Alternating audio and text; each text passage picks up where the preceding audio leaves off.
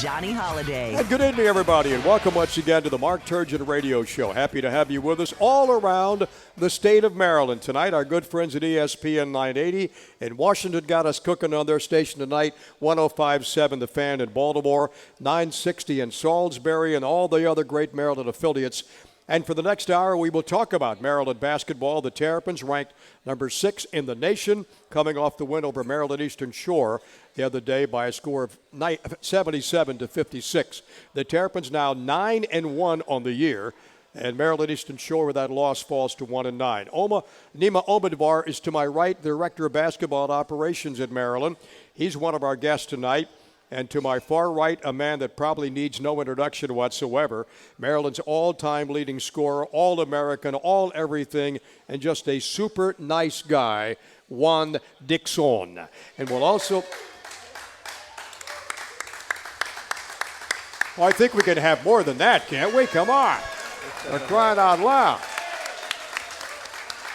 How about for contestant number 1 here, huh? He got nothing. And then we got Des Wells on the phone, Maryland's All-American from last year, now with the Oklahoma City Blue of the Oklahoma Thunder Developmental League. He'll be with us about 7:30 or so. So a lot of things to talk about with Nima and also with Juan Dixon. And first of all, let's go back and talk about that game the Terrapins had against Maryland Eastern Shore. You're coming off a game, and Juan, you've been in situations like this where you've beaten a very good team like Connecticut at the Garden. And then you come and play a team that's not as good as Connecticut. Tough to get up, but the guys got up for it and won it 77-56. Yeah, we came out in the first half. We played hard, but we didn't make the type of shots we normally make. You know, we had some guys miss some open shots early that normally make those shots. But coming off a game like Connecticut, you never want to have a letdown after that. You want to be able to build and continue to get better. And I think we did that. We came out in the second half. We shot the ball much better. We gave great effort on the defensive end, and we're getting better with our execution every day. And you can never look past an opponent, can you? You can never underestimate anybody. No, never. And that's one thing you can do in college basketball. From top to bottom, throughout the NCAA, everyone's really good, and they're going to compete every night. And Coach Turgeon and the staff do a great job of preparing the team for each opponent. And we just go out and we want to have fun and play hard on both ends every night. How close are they, Juan and Nima, to getting where Mark Turgeon knows this? I've answered this question a few times, said they're getting close, but they're not there yet. Well, you know, Johnny, we're not peaking right now. And that's obviously what we don't want. We want to be peaking in March. And I think that's a positive asset for our team, that we're still getting better. We're still getting to know each other on the court. And that's indicative in our play in the first half against Maryland Eastern Shore. We still got to get better and compete a little bit harder every single time out when we lace them up and get on the court. But again, I think that's a good thing for us. Wouldn't you agree, Juan? You know, we're still finding our way. Obviously, against UConn, we came out on fire, guns blazing, and it was fun to watch that type of basketball. And if we can put together consistent efforts like that, then we're going to be special. But you know, it takes time to get to that point, especially when you have such a deep team like we do, and it's still hard to figure out our rotation. And I think that's kind of where we still are. We're still, you know, working through getting our rotation down and getting to where we really want it to be. Yeah, I think, you know, to piggyback off of Nima, I think we're headed in the right direction. You know, we had some important pieces that's their first year being a part of this program. And fitting, you know, Diamond in and fitting Rashid in, it takes time. You know, these guys got to get familiar with the guys that we had on the team last year. And you could tell that we're starting to gel much better on both ends of the floor. So hopefully we continue to grow in that direction. And like Nima said, we want to be peaking come March. And you've got some new pieces to the puzzle. Diamond Stone, the All-American High School McDonald's All-American. Robert Carter Jr., who didn't play last year. Rashid Suleiman comes in. And you got Brantley, junior college transfer, kind of working his way in the mix. It takes a little time to get that continuity together. Oh, it definitely takes time, and we're working at it every day. Coach Turgeon stays on the guys, and the staff is, you know, they're trying to build, you know, the camaraderie that we need to get better each and every day. And to add to that, we also hold on 1 second till we get your mic turned on. Okay, go ahead. We failed to mention Even Bender. there's Even there's better, your that's fifth right, big yeah. that is working, and obviously he just became eligible, so he's trying to earn his way onto the court as well. But it just goes to show you how deep we are at all positions, which is a luxury, but it's also difficult. It's difficult to balance those minutes. And as you mentioned how deep this basketball team is, everybody played on Saturday. And nobody had more than 18 points. Melo had 18, 12 for Jared Nickens with those 4 threes, 12 for Diamond Stone. And it's interesting watching the guys, the scout team guys, who get in the game like that. The frontliners are just as happy to see them get in as those kids are. Well, they push our guys every single day in practice. They probably have the hardest time in practice of anybody because they don't get any subs. Right. So they're playing from start to finish, and they're often learning a brand new playbook every 2 to 3 days and have to execute and have the pressure of whatever assistant coach has got that scout saying, hey, you got to run these plays right. And then once that game's over, great. Now you got to learn another playbook. And, oh, by the way, you got no subs again. And, oh, by the way, you got to guard Rasheed Suleiman and Melo Trimble and Diamond Stone. So it's pretty difficult. But you're absolutely right. The excitement is there when we're able to put those guys in. We hear the fans chanting our scout team guys' names to get them subbed in, and it's always exciting for all of us when they get an opportunity to touch the floor. Head coach Mark Turgeon not here tonight only because this team is practicing because of exams this week and guys in classes. They had to put the practice schedule back tonight. That's why he's not with us. And capably filling in Juan Dixon and Nima Omidvar. Juan, does this remind you in any way of that 2002 national championship team? Does it have the potential to be as good as you guys were? It's a loaded question, I know. No, I believe so, though. And, man, when you look at this team that Coach Turgeon and the staff have assembled, you look at the bigs. Nima mentioned the 5 bigs that we have. We have unbelievable wing players that are very athletic, great size, and can shoot the basketball and also defend. And you look at our point guard play, I think we have one of the best backcourts in the country. So when you have your backcourt leading you the way they do, you have bigs that can play inside out, rebound, and defend. That's a recipe for something extremely special. This team is very similar. We had 4 bigs back in 2002. We had great guard play.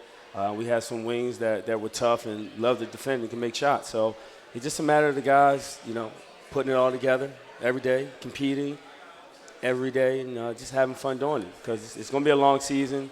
And like I said, we want to be peaking come March, though. We want to be playing our best basketball on both ends come March. I can think back to, in fact, we'll talk about this after we take a break. We'll talk about Juan Dixon coming out of Calvert Hall as the all-time leading scorer at that time, and now is Maryland's all-time leading scorer. We'll talk about Nima's rise from being an assistant down in the South at UNC Wilmington, being at the Charles E. Smith Jewish Day School, and now being alongside Mark Turgeon as Director of Basketball Operations when we come back. A recap of that Maryland Eastern Shore game, the Terrapins win it to go 9-1, has been brought to you by our good friends at Toyota. Let's go places. And we'll take a break. Be back with more after this on the Terrapin Sports Radio Network. Go places. Now, once again, live from Buffalo Wild Wings in College Park, here's Mark Turgeon and Johnny Holiday. And Coach Turgeon not with us tonight. Juan Dixon, Nima Omidvar are with us tonight, and still to come, we'll have Des Wells on the telephone from Oklahoma City. Congratulations to Melo Trimble, Nima, and also Juan for what he's been sharing this week, the Big Ten basketball honor, along with a young guy from Iowa. Melo last week averaged 21 points a game, 3 assists in the wins over Connecticut and Maryland Eastern Shore. Shot 62% from the field, 62% from 3, and 94.7 from the line. He's a special guy, isn't he? I think the best thing about him, and I saw this picture after the game, he's always smiling. Mm-hmm. There was a picture of him smiling mid-shot. The caption, why is Melo smiling? Yeah, because he's just why not? Why not? He's a special guy, knows the ball's going in. He works on it all the time, so he's got supreme confidence in himself and in his game. But he's just so much fun to be around. It's a ton of fun to be around. The kid smiles. He has a great time, unbelievable talent. Most importantly, he's a great person. He's a great kid. And, he just wanted to have success with this program and have a lot of success, and he goes out and he works hard every day. There was another kid coming out of Calvert Hall was a good kid, too, some years ago. And I remember when Gary had you, one of the first practices, Gary says, That's Juan Dixon out there. I said, the guy that looks like he weighs 140 pounds, is he going to be able to stand up in the ACC battle? Were you about 140? I was about 145 when I got to Maryland. I left at 165, so I was able to put on 20 pounds. Yeah. But Coach Williams took a chance. You know, he believed in me, and I believed in my ability to play at that level. And once they offered me the scholarship, I said, Coach, it's a no-brainer. I canceled all the rest of my visits. I said, I'm going to be a Terp. And it's the school that I've always watched growing up. I watched the Limbys, the Walt Williams, and guys like that. And I'm like, for me to be a part of that program was something I was looking forward to. And guys like you just mentioned, you surpassed anything they did. Number one, the all-time leading scorer. I mean, if you look through the Maryland record books, I could do an hour special on Juan Dixon in this, in this, in this, in this. Let's and do it. I like and it that seemed idea. to me like the bigger the game, the more important the game, the higher you got, the better you played.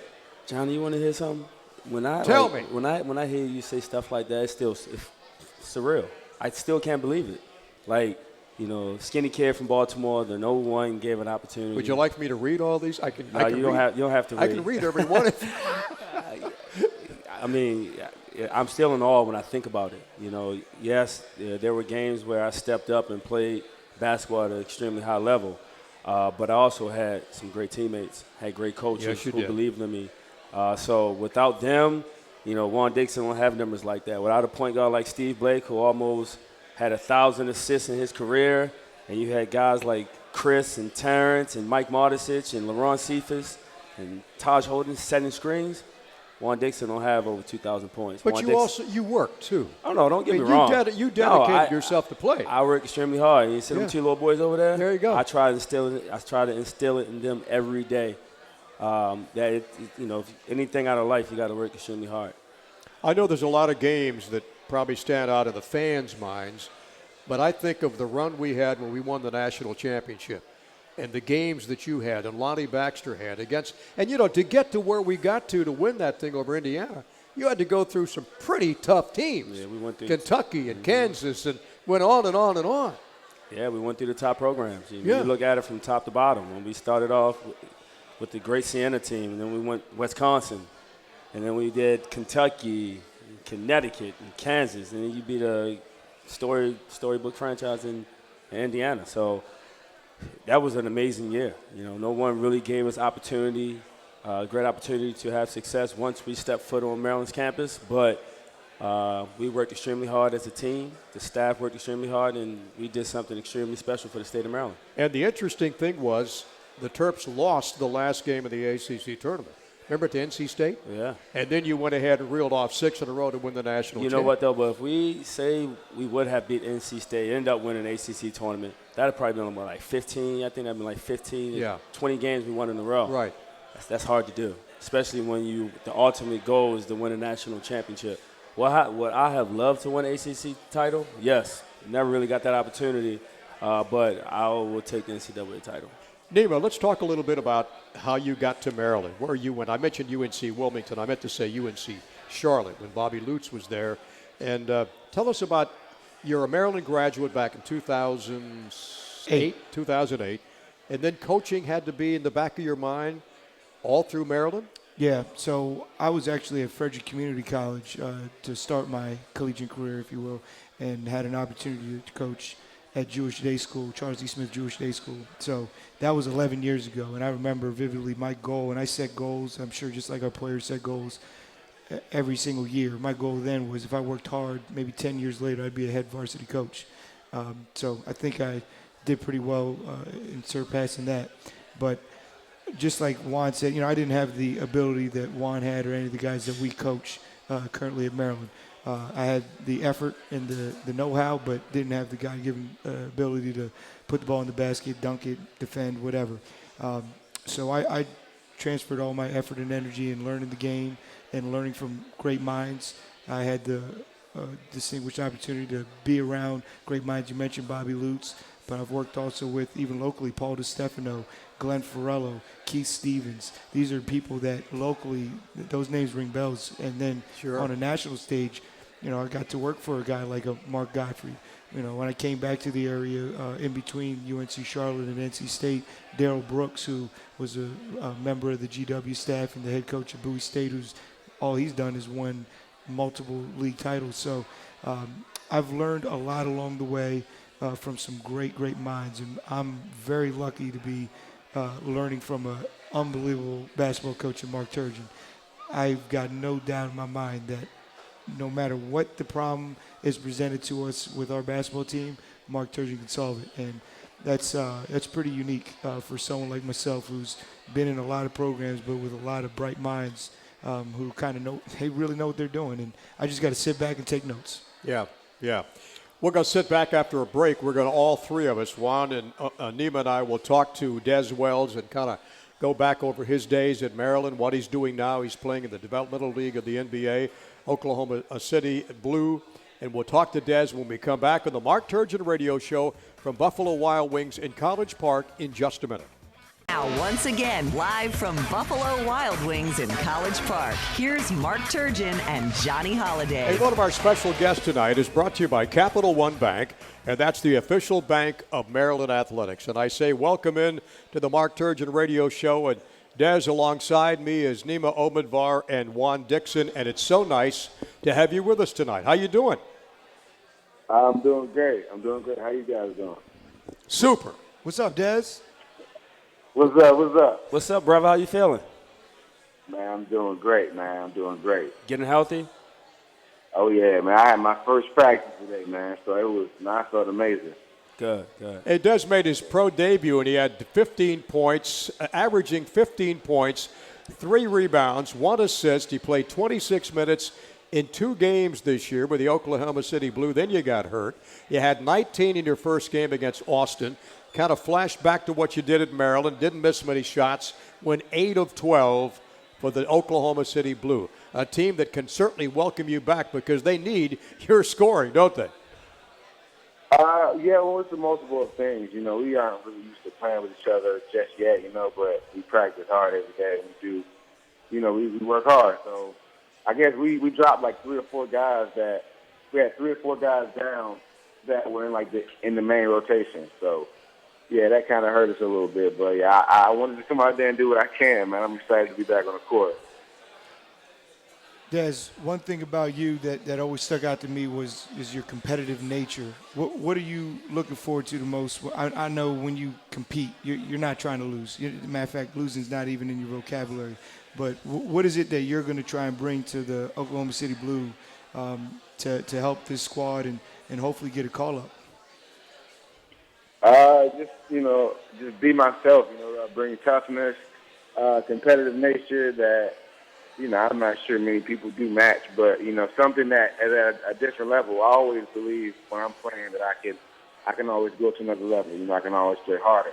So just bringing that type of energy to the team and bringing that type of, tenacity on the floor, I think that's something that can transfer over to the NBA, and that's something that I think my team could use from me right now. So that, along other things that I do well, like rebounding and creating for other people, scoring, and just trying to be an all-around player.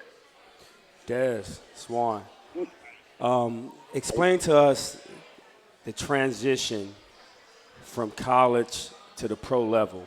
What it was like to be in training camp with great players like Kevin Durant, Russell Westbrook, the effort, the talent level that's on the NBA and NBA. Man, it's unlike anything I've ever seen before. But it's still from day one. Like I remember riding to media day in Kev, in the Ferrari, and it was amazing. He was talking to me and he was telling me like the difference from college to the NBA, and it was so different from how he explained it to my actual experience. Because he was the great player when he came in, and I'm coming in and he's that player. So, like, the attention to detail, number one, how hard they play, and everybody is just as fast and just as athletic and just as strong as me. So, I guess having to pick up things they put in 10 plays in the first day of training camp. And luckily for me, they play out the same set that Coach Turgeon played out of at Maryland, and a lot of the defensive schemes are the same as we had at Maryland. So my transition was a lot smoother for a lot of guys because, Coach Turgeon, you guys prepared me so well. And as far as, like, the biggest difference, I would say, man, is just those guys are, like, everybody is that dude or was that dude at the place that they played at. So it's like being on an all-star team with that team I was on. So it was amazing. Those guys went at it every day, and it was the highest. You could tell it was the highest level of basketball. The thing that impressed me so much about you, Des, and everybody else that saw you play, and I think Nima just touched on that, you refused to lose. You did not like to lose a game, and it didn't sit well with you when Maryland got beat, which wasn't very often last year. And in talking to Suleiman, he feels the same way exactly that you felt, and so does Melo Trimble, and so does Robert Carter Jr. In fact, all these guys in that team. And that's something you have to be successful, certainly not in the college ranks, but certainly in the pros. You've got to have that focus every night. Yeah, and alongside with that, which is something I had to get used to, is that it's at this level, it's a business. So everybody up here can play. It's not necessarily about that. It's about what you can bring to that situation of that team. So that goes alongside with the transition as well, because a lot of guys, that can mess with their confidence, if they know that they can play. But this may be like the first time that they've, like, been cut or not been picked on a team or something like that. That could really mess with your confidence. So with that, you got to be extremely locked in at all times, because you never know when your opportunities come. And you have to stay disciplined, your diet and all of that stuff, because you don't have, like, a strength and conditioning coach like Kyle who's going to stay on you and make sure that you're doing what you're supposed to do. You know what I'm saying? You have to take ownership over your own career and do all those things. So, like, those things, they matter so much. And I hope that's the biggest thing that those guys understand right now, and every guy in the college game understands right now, is that at this level it's a business. So it's not about you being able to just go out there and break your defender down. You got to be able to hit this shot whenever they pass you. You know what I'm saying? You got to be either a specialist at what you do, or you just have to be an all-star player, and it's not many of those. Des, you touched on some great points about how Maryland basketball helped prepare you for where you are. But I just wanted to touch on the fact that even though you're not with us, you helped this team be successful even in your absence. And what I mean is we still have a culture of work and effort on and off the court that you really helped establish. So I just wanted to make sure I gave you a shout-out for that. And I wanted to give a shout-out to Des because this week he completed his final class. Am I right, Des? And you are all set to graduate? Yeah. So I'm graduating, guys. So congratulations, Des. There you go. I told Coach Turgeon, I promised all the coaches, I looked at them in their face and I said, I'm going to graduate. Because everybody was they were so iffy on me whether, I was just going to try to go to the NBA and not finish my degree. And I wanted everybody to know I made them a promise and I kept it. So thank you, guys. Hey, and Des, make sure you give a big shout-out to Tosh, though. Natasha Chris. Yep. Oh, yeah, big time. time. Tosh. I called Tosh, and we had one, like, the rarest exchanges of any, like, academic advisor to an athlete ever. You know what I mean? And that Tosh is amazing. So, yeah, shout-out to Natasha Chris, my girl. I love you, and I can't wait to come back and give you the biggest hug ever for helping me and everybody else at Maryland. Coach Turgeon, you guys, man. Thank y'all. I love y'all. Hey, Des, hold on 1 second. We're going to take a break. We're going to come back. We'll continue our conversation with former Terrapin Des Wells. Mark Turgeon radio show from Buffalo Wild Wings in College Park continues after this. On the Maryland Sports Radio Network. The Mark Turgeon Radio Show is brought to you by these network broadcast partners. Capital One Bank, the official bank of Maryland Athletics. And by Toyota. Let's go places. Now, once again, live from Buffalo Wild Wings in College Park, here's Mark Turgeon and Johnny Holiday. And the 6th-ranked Maryland Terrapins will play Princeton this coming Saturday up in Baltimore at the arena. That game will start at 7 o'clock on Saturday night. We're going to be back here at Buffalo Wild Wings 2 weeks on Monday, December 28th, our next broadcast of the Mark Turgeon radio show.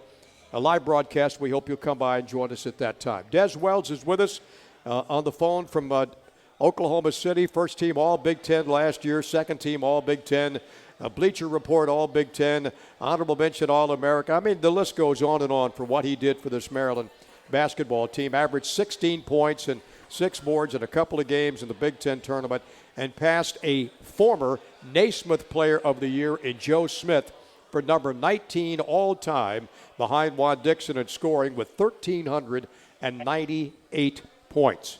And I remember a game at Boston College, Des. You lit up the Eagles for 33 that night. Couldn't miss. Yeah, I remember that. And imagine what I would have did at Maryland if I'd have been there for 4 years. Yeah, imagine that. Hey, we were talking before we went on the air with Juan and with Nima about, wouldn't you love to see if you had one more year to play here with a group of guys we got now, you and Suleiman and Mello and Lehman and Dodd and Stone and Nickens, and it goes on and on. That'd be some club. Yeah, well, Coach Turgeon would have to extend practice an hour because nobody will leave the court because somebody's going to lose you.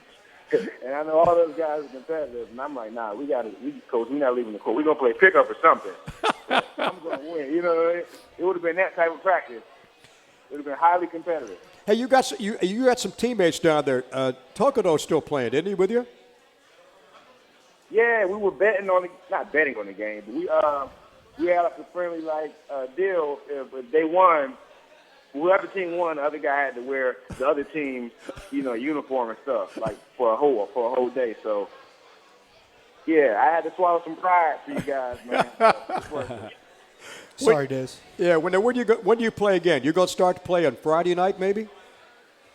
Oh, yeah, my first game back is Friday night. All right. Who's that going to be against, Iowa? Yep, Iowa Defenders. Yeah. Okay. No, it's not Iowa Defenders.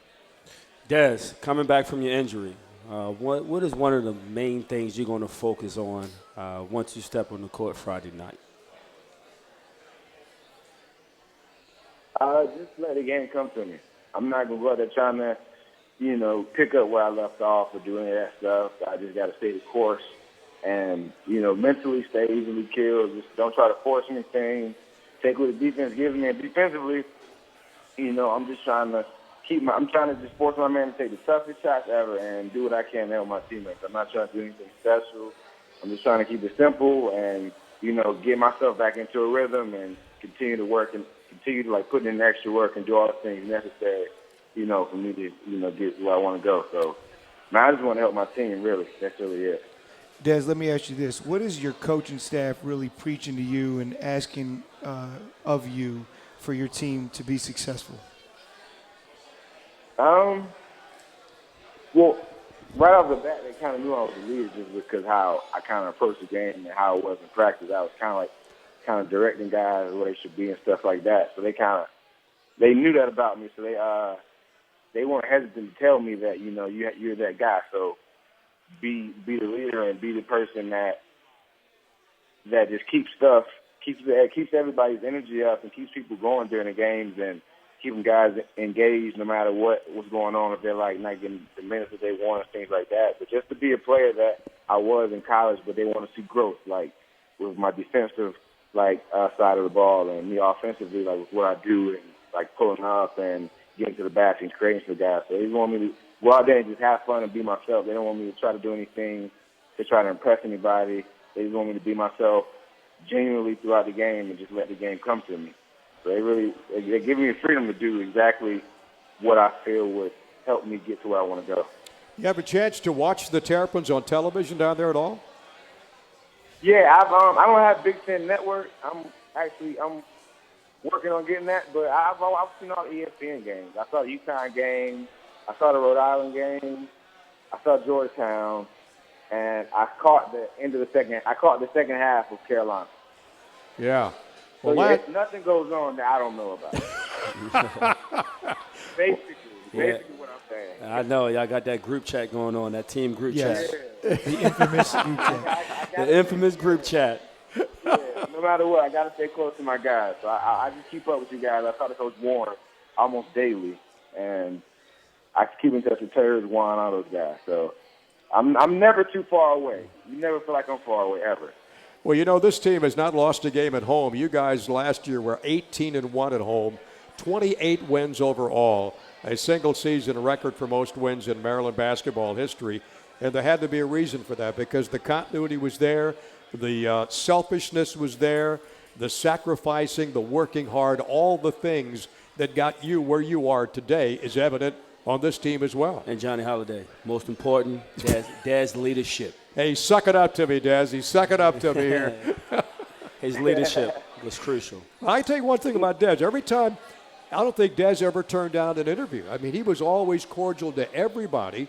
And I think that's what made you a very special guy. Everybody looked forward to talking with you. You were honest, sometimes to a fault, and you knew which way you could go with you and which way you wanted to stay away from you, too. Yeah. I mean, honestly, talking to Juan, he kind of, well, that's me as a person, but Juan he honed in on that. He understood that about me, you know. He always wanted me to maximize both sides of me as a person, me as a basketball player, and me as a person off the court.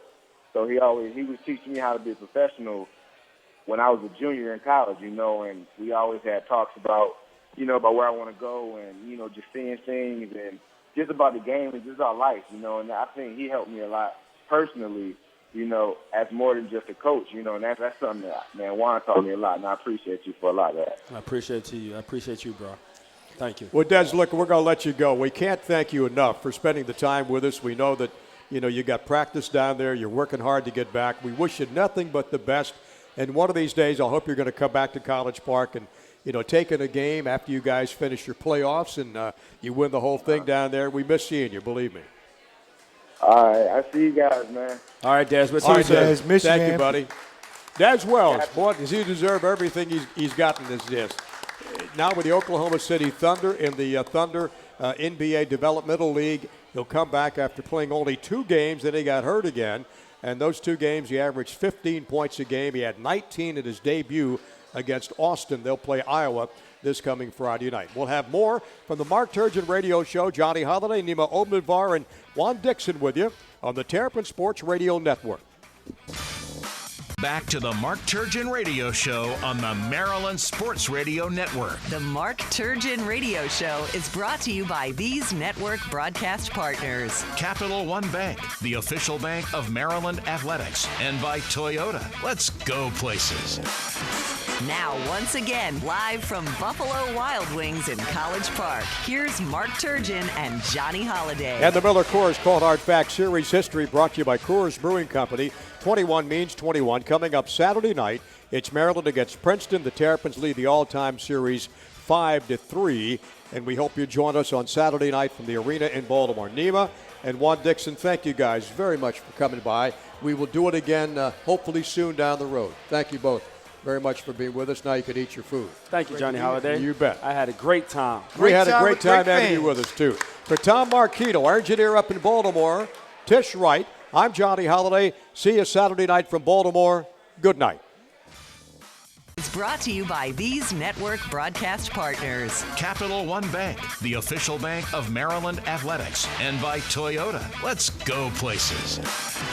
Now, once again, live from Buffalo Wild Wings in College Park, here's Mark Turgeon and Johnny Holiday. And we've got some emails tonight, all brought to you by the University of Maryland Medical Center. If you have a question for Coach Turgeon for our next show in 2 weeks, visit umterps.com, click on the Ask Coach Turgeon button. Let's send this one to Juan Dixon from Chris Decker in Hagerstown. Up there, Juan, what's it going to be like for the Terrapins to play in Baltimore, your hometown, this weekend? It's a chance to play in another venue of the state of Maryland for new fans to come watch them play. That's going to be an extremely special night. You know, get an opportunity to go back to Baltimore. I've experienced it once in my career at Maryland. And we have fans all over the Baltimore, Maryland, Washington, D.C. area, Northern Virginia. So for our fans to go to a different venue, it's going to be a different feel for the players, but it's going to be a lot of fun, you know. And we have a tough Princeton team coming into town. So it's going to be a very competitive basketball game, and hopefully we can play well enough to win that game. And for Nima and for Juan, this is from Jeff Gibbs in Arlington. Does your family have any Christmas traditions? You know, my grandfather's birthday is actually on Christmas also, so we get to double dip a little bit and celebrate. He'll be celebrating his 94th. So I'll be very excited to to be hanging out with him. But unfortunately, in college basketball, we practice on Christmas night. We got to get him back. We got to play on the 27th against Marshall. So we'll have Christmas, and that's one of the nice things about being able to play in Baltimore. We'll get to play on the 19th. Our Xfinity Center will be taken up for graduation, so we get to take our show on the road. And Coach Turgeon kind of had the foresight to think about that to give us a little bit longer Christmas break for our guys. And then we'll report back on Christmas night to get ready for Marshall. Yes, for many years we had a Christmas tradition. We do it Christmas Eve. We do it at my home. We do like a Secret Santa type of thing. My mom's side of the family, and then Christmas morning we have a breakfast. We have a brunch. Nice. At my aunt Sheila Dixon, who's running for mayor in Baltimore. Oh, good for her. So we'll do Christmas morning at her house, and we do like a brunch, and we may do some in the afternoon, but my family loves Christmas. They love this time of year. That's great. Only this is from Alicia Strang in Bowie. Only 2 non-conference games left before Big Ten play. What's the biggest thing you want to see the team improve on before the Penn State game? Well, I think definitely defense. We got to continue to work on defense and rebounding. Princeton, like Juan said, is a very tough team. They got all 5 starters back. Really, they got their top 7 back. They're a dynamite team, and they don't play traditional Princeton. They're going to be up and down and get after it. I believe their record's 5-2 right now. So that's going to be a challenge. They got a game later on this week too, before our game. Yeah, so they'll be able to play while we're in finals week. So that presents a challenge in itself during finals week to prepare. And Marshall, they're struggling a little bit, but they've got an up and down pace, and they've won recently. They just won, I believe, their last 2, if I'm not mistaken. So they're on the uptick. Both of those games will hopefully prepare us, including all of our non-conference games, for the Big Ten play. Yeah, I think these next 2 non-conference games are very important. I think defensively, like Nima spoke about, we need to get better defensively as a team and individually. And I think continuing to execute Coach Turgeon's motion offense is something that I'm sure Coach want to focus on going into the Big Ten tournament.